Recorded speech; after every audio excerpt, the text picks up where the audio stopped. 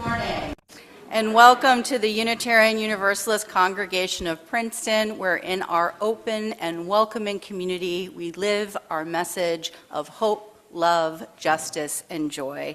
We extend a special welcome to our visitors and invite you to stop by our welcome table in Robinson Lounge so we can answer any questions, get to know you, and add you to our e-list so we can share about the many events and activities here at UU Princeton. Again, welcome all to our congregation this morning. It is good to be together. And now we invite you to bring your attention and intention as we gather this morning in the name of love, in the spirit of love, in a vision of love, a love that is affirming of all, a love that we remind one another of in times of fear and hurt and harm, a love that is powerful enough to overcome hatred and cruelty. Our ideals of love are not what we always witness in our day-to-day lives, which sometimes feel lovelorn and love-lost. The faith we hold beckons that even in such time, love remains. It can be found within our next heartbeat, our next intake of breath. Beloveds, I invite us to feel our heartbeat. You might place a hand on your chest. And let's breathe together. And inhale. And in your exhale, feel free to sigh it out. Another inhale. And exhale. And the last one, a deep inhale in. And releasing all that air out. Connected to beat, connected to breath, connected to one another. Let us worship together.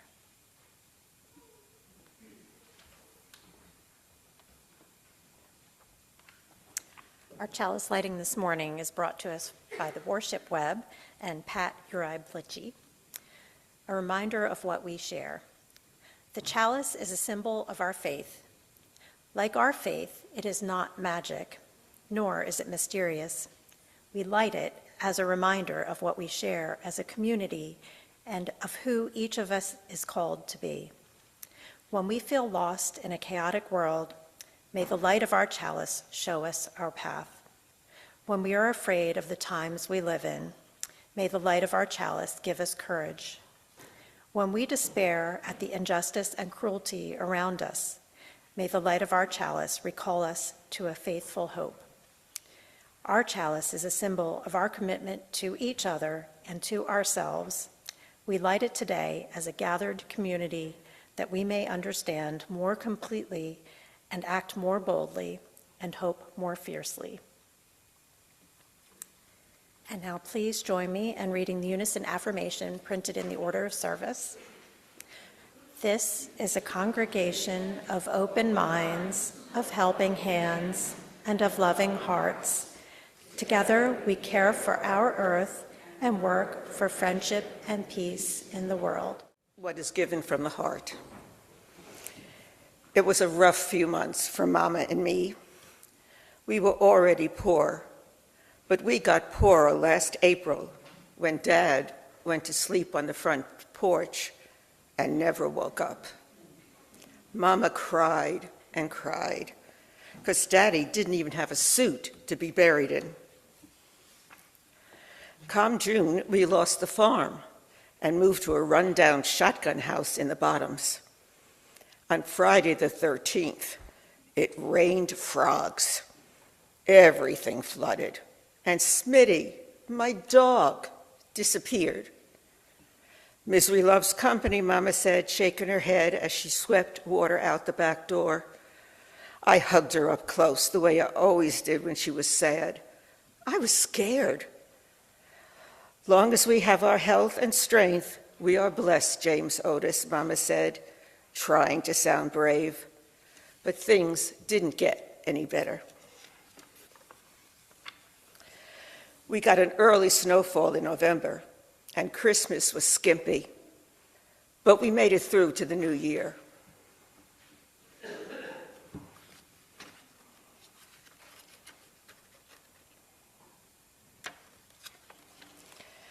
Before I realized it, February was upon us, and Valentine's Day just 2 weeks away.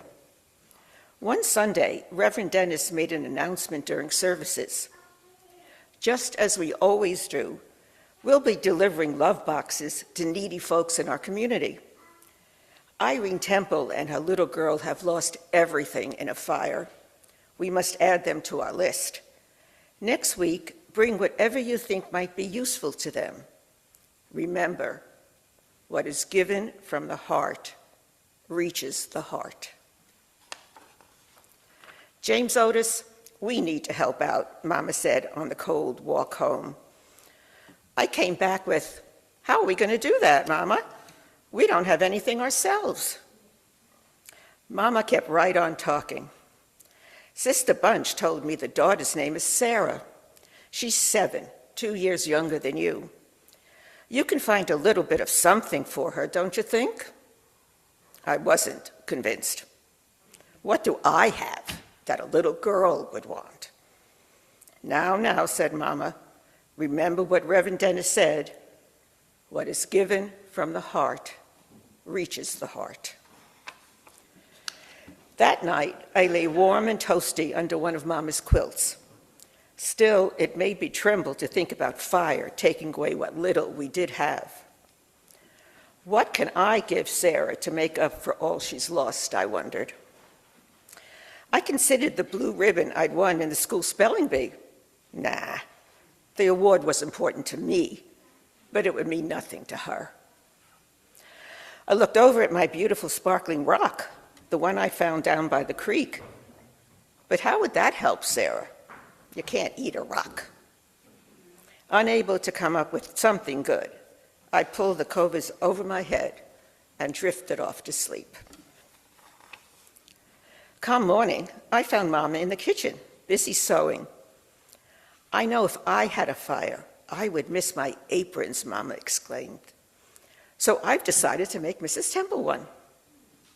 But Mama, you're using your white tablecloth, the only nice thing you have. James Otis, I'm stitching with a loving heart. My hope is that this apron will give as much joy to Mrs. Temple as the tablecloth has given to me. That made me study harder on what I could contribute. Maybe Sarah would like something to play with, like my whistle from Dexter Benson's birthday party. But my spit was all over it. What about my crayons? I drew so many pictures with them, even though the black, pink, and dark blue were missing. No way, I couldn't give her used crayons. And I couldn't give her my pencil that was just a nub and not much eraser left either. As time flew towards Valentine's Day, I fretted more and more. I considered giving Sarah a puzzle. It didn't bother me that 2 pieces were missing, but it might bother her. Uh-oh, that wouldn't do, even with a bow on it. And neither would my capeless Superman Halloween costume. Then I remembered my book, Things That Roll. Mama paid 10 cents for it at a resale shop. I read it every night until I memorized each word, and then I drew pictures of all the stuff that rolled. Sarah might enjoy my book, I thought. But maybe she didn't like trucks and marbles and such. Still, it got me thinking. I gathered my crayons, my pencil, and some paper, and got busy. So this ends part 1 of our story. I wonder what James Otis is going to make. We'll find out later.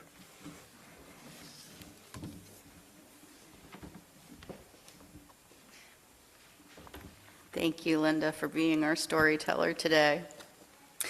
So we invite you to join James Otis in creativity. You should have received a blank note card and a pencil when you entered Channing Hall this morning. If you did not, if you could just signal, and one of our ushers or a pastoral associate will bring one to you. So they're just going out to get those right now, and they will bring them over. And this is for everyone, all ages, to make. We're going to invite you to write inside the card a caring message, or maybe make a drawing that will eventually go to another person later in the service. We'll each create a card. You might think of them as our community Valentines, and we'll each receive a card. You might write something like, "We are so glad you are here. You are loved. You shine brighter than a chalice." You don't have to include your name, but please place, like Mama, your full heart and love into what you say or what you draw. And for those joining us online, we invite you to write or draw something on any piece of paper that you might have that you can hold up later with others on the Zoom when you have some fellowship time. Or you can feel free to mail in a card to me here, and we'll have it for those that couldn't be here this week, and we will send you a card in return. And Sue will provide some music for us as we take some time to write and draw these messages from our hearts to reach other hearts. So you can continue on a little bit if you're still writing or drawing, for those here in Channing Hall. The pastoral associates will collect the cards just after the ushers pass the plate for our morning's offering. And for our children and youth that are here this morning, stay tuned because we'd love your help delivering our cards towards the end of the service. And we invite you into the spirit of prayer and meditation. Spirit of life, deep abiding love of the universe, dear God, we are grateful for the loving hearts of this congregation. In times of violence, fear, and heartbreak, remind us of the miles journeyed in the pursuit of peace and well-being and the end of all suffering. In the times in which women, once children, voices are ignored, remind us of righteous rage, heartfelt healing, and the countless more who affirm and believe than the one who refuses to turn their neck. In a time in which we fear for those who have disappeared or may disappear, remind us of those who are holding the lonely in their hearts and are also holding steadfast to relocating the lost. Remind us of continued whistles and delivery of groceries and the walking of children to school. In a time in which flags of colors were taken down, remind us of the planting of new flagpoles and the vibrancy that refuses to dim. In a time in which some seek to erase our shared history, remind us that while plaques may be removed from walls, truth is still proclaimed. In a time in which we are uncertain of our society's future, remind us that together all across this land, we are amongst those midwifing a new nation into being. Remind us that we are the peacemakers, the acknowledgers, the seekers, the nurturers, the deliverers, the flag bearers, the teachers, the lovers of humanity and this earth, evolved in wholeness as a home to all beings upon it. Remind us that we are beloved and we are not alone. Amen, and blessed be. As a community, we care for one another. We come together in good times and in bad. We celebrate events and achievements. We hurt and mourn with pain and loss. We grow and blossom through our connections, and these connections may be fostered in unexpected ways. One of our ministries here is the Pastoral Associates, or PAs. In case you're not familiar with us, here's a snippet of the group's description. We are trained volunteers who extend the love and care of our congregation into the lives of people enduring great difficulties or enjoying wonderful news. PAs care for people who've lost loved ones, connect with people who are sick or experiencing difficult circumstances, and celebrate new births and additions within the UU Princeton families. Moreover, PAs connect people in any of these circumstances with a larger group of caregivers in the congregation who have volunteered to make meals, send cards, visit, offer rides, make calls, and offer additional assistance when they can. PAs also have direct access to the ministers and can convey any needed messages their way when necessary. In my perspective, working as a pastoral associate is one of the most fulfilling roles within the congregation. You have the opportunity to forge connections with others when they're really in need. And it can be something as simple as a phone conversation or as involved as your schedule allows. In any case, these bonds are created and it just feels good to help. So in my things that I've done, I've sat at hospital bedsides, shared beverages and conversations, given and coordinated rides, and made and delivered meals. During the COVID lockdown, we coordinated calls to everyone in the church directory, and I do mean everyone. So it was good. And every case is different and unique, but all have been deeply meaningful. So as an example, a particular connection that I had that has stuck with me for many years was when I sat with someone who had been suffering with dementia, and we paged through an old photograph book, and while she told me about the pictures, she was so happy sharing these memories, and I got to know an incredible woman. So as we coordinate the care we provide, we rely on knowing who's willing to offer support when needs arise. The pastoral associates perform many of these activities on our own, but it takes more than just our small group to make everything happen. And oftentimes we do call on these volunteers. And they have a distinct role, offering their time and energy for a specific task, and then they're done. So it's a lot easier. It provides an opportunity to connect with someone you don't know, or maybe somebody that you do, and get to know them better. And it really does make a difference. So that gives some context on what we offer.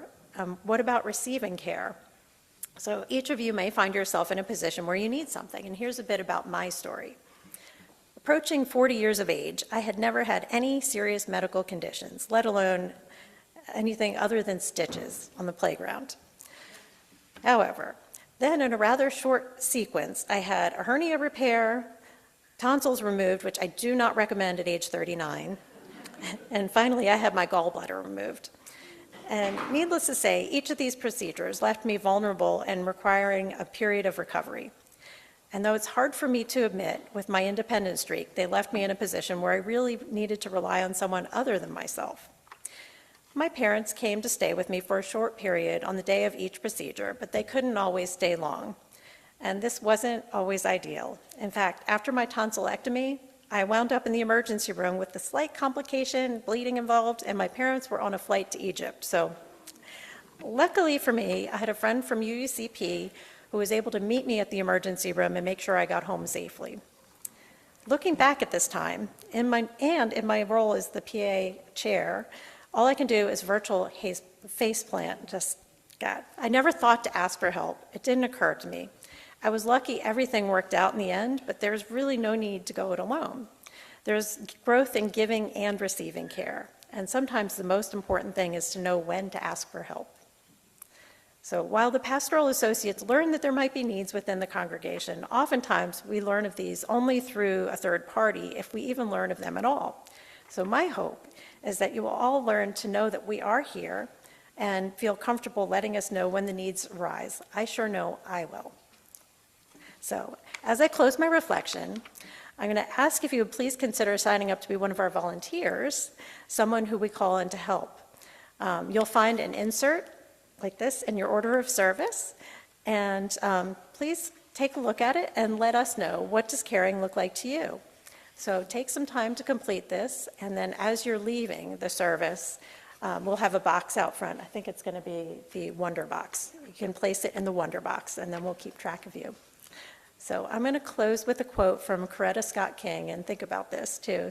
The greatness of a community is most accurately measured by the compassionate actions of its members. So let's come together. Thank you very much. If you want to come back up in front of the screen, we'll give you a minute to do that. Okay. So we left James Otis about to make something for Sarah. So let's see how that worked out. On the Sunday before Valentine's Day, we were off to church. Along the way, Mama told me, as usual, the trustees will deliver the love boxes to the home of the needy. But Reverend Dennis has invited the Temples to receive them there at Olive Chapel so they can meet the congregation. The church was full. Mama beamed as she carefully placed the apron in the box. When we presented the Temples with their love box, filled with all kinds of clothing, food, tools, and toys, Mrs. Temple was overcome with emotion. The congregation shouted, "Amen." Even so, Sarah seemed sad and afraid. She clung to her mama's arm and hid her face. I walked over to where they were standing. "Hi, Sarah," I said, sounding cheery-like. "My name is James Otis. I'm pleased to meet you." "Same to you," she answered, looking at her feet. "Here," I said, handing her my gift. "I wrote it, drew the pictures, and put it together myself, just for you." Sarah managed to smile as she stared at the book I made. Then, real slow-like, she read the cover. "From my heart to your heart" by James Otis Petway. It's about a little girl named Sarah and, "Don't tell me," she said. "I want to read about myself by myself." "I can't believe it," she squealed. "A book about me." Then she covered her mouth to catch a giggle. Seeing little Sarah happy made me happy too. I laughed out loud. I put some hard words in it so you can look them up. "You sound like my teacher," she said, and pressed the book to her heart, closed her eyes, and whispered, "Thank you, James Otis. I will keep this book forever and ever." Walking home, Mama held my hand. "The Temples look very grateful," she said. "I think we reached their hearts," I said. Mama nodded. "I'm proud of you, James Otis." "How come?" I asked. "'Cause you're you." In winter, night comes early. The sky was darkening and it had started to snow. I stuck my tongue out to catch a snowflake as Mama spun joyfully round and round. Suddenly, Mama stopped. "Look, there's something on over our porch." I rushed ahead, and there it was. A love box had been delivered to us. And our hearts rejoiced. Our hearts rejoiced.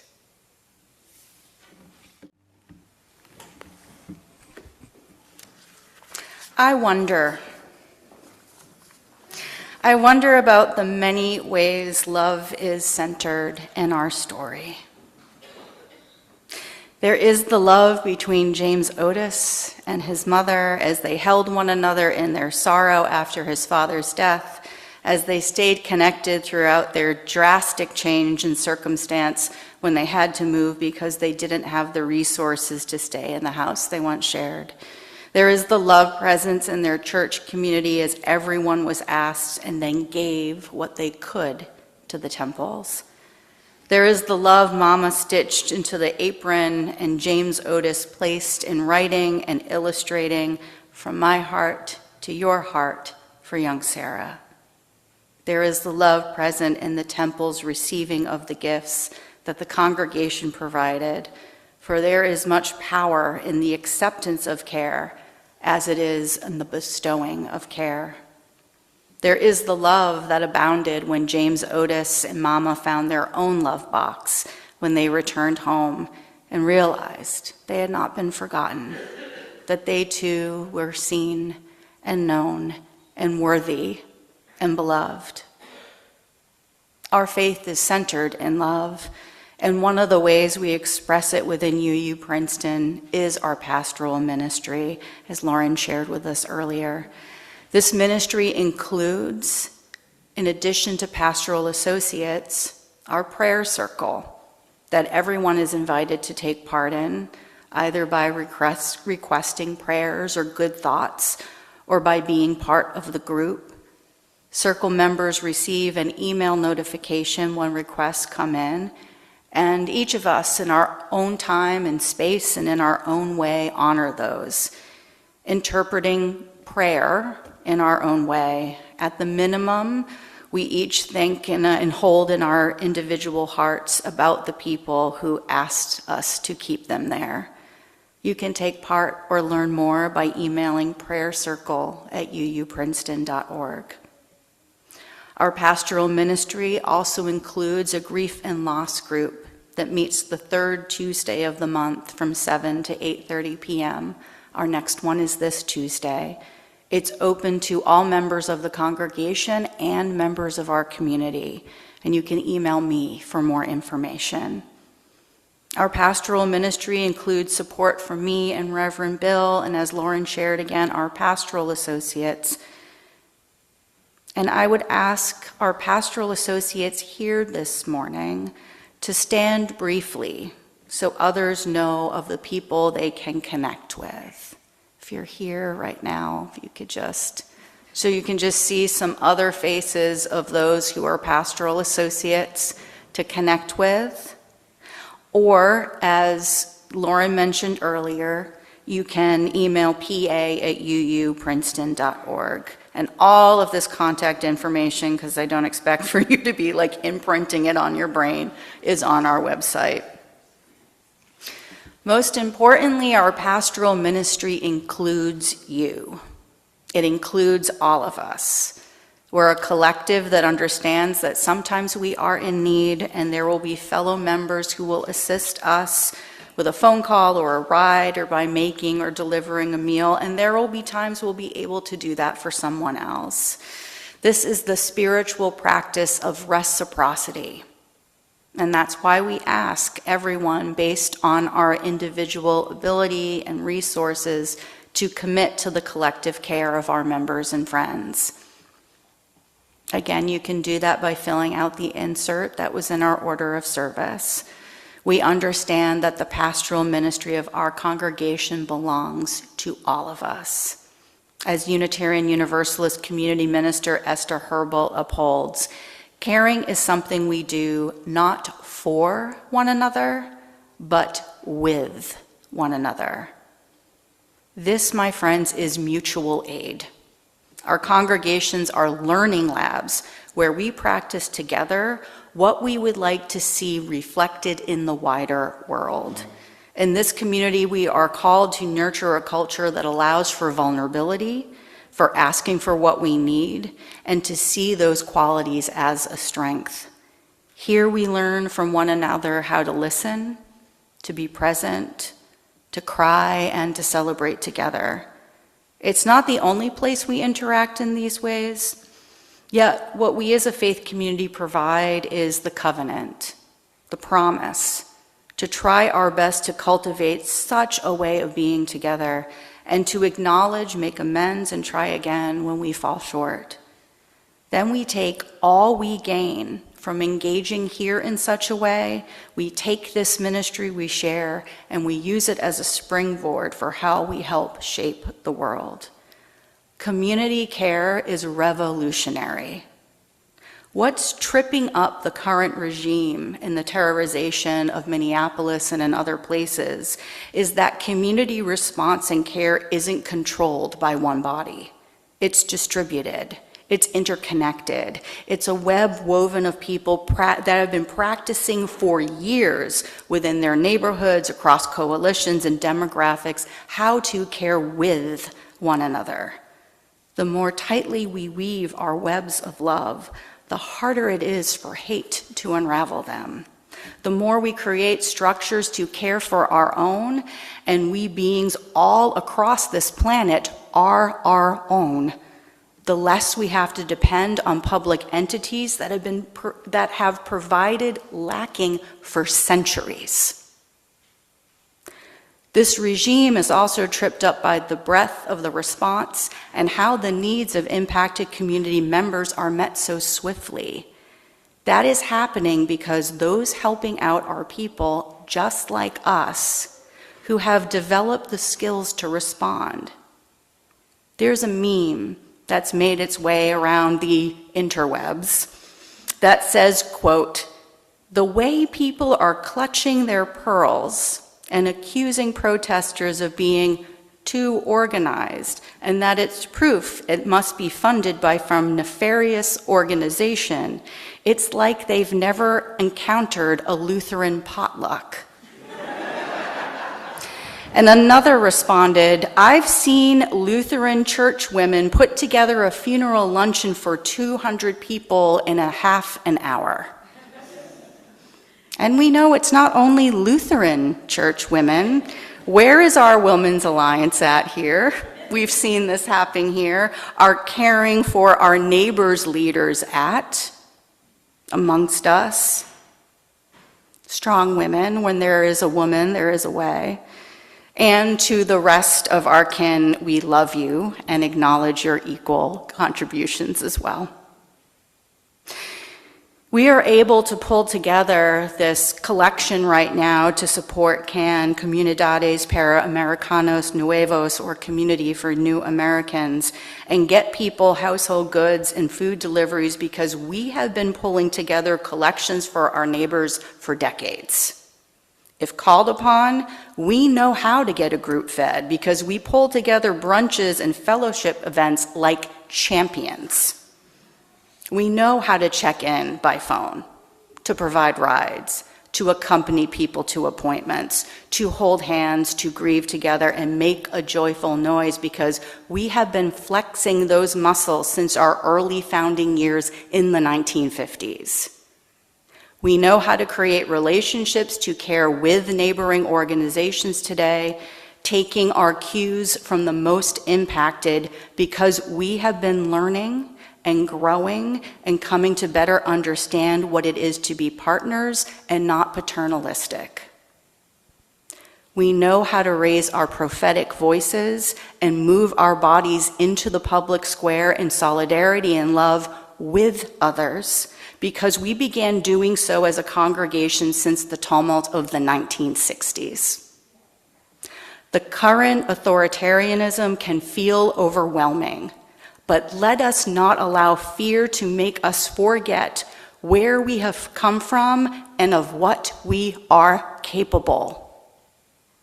Beloveds, may we continue to care with one another so that together we can care with our community, our country, and beyond. May we further that care until all are held in love's embrace, and at every expression of love we extend, we receive, we witness, may our hearts rejoice. May they rejoice. Amen, and blessed be. And we now invite our children and youth that are interested to come forward and work with our pastoral associates to help distribute our community Valentine's cards. So they're going to come up. I see Randy and I see Michael. They're right here. You're going to go right down there here. I know we would like to say hello. But you're going to go down here with Randy and Michael. And they're going to help row by row, leading you and making sure everyone here gets a card. And also at the end, that maybe folks that are still over in Robinson get a card. And as we do so, we will sing our closing hymn. You're invited to rise for 131, Love Will Guide Us. So at the end of our benediction, we invite you to be seated again for our postlude. It's an exciting one. And at the end of our hour, we extinguish our chalice, knowing that its light carries us until we gather again. If you have come today seeking peace, may comfort wrap you in its embrace. If you have come seeking inspiration, may you leave sustained to address the world's great unrest. Go in peace and unrest, and always with abiding love. Amen, and blessed be.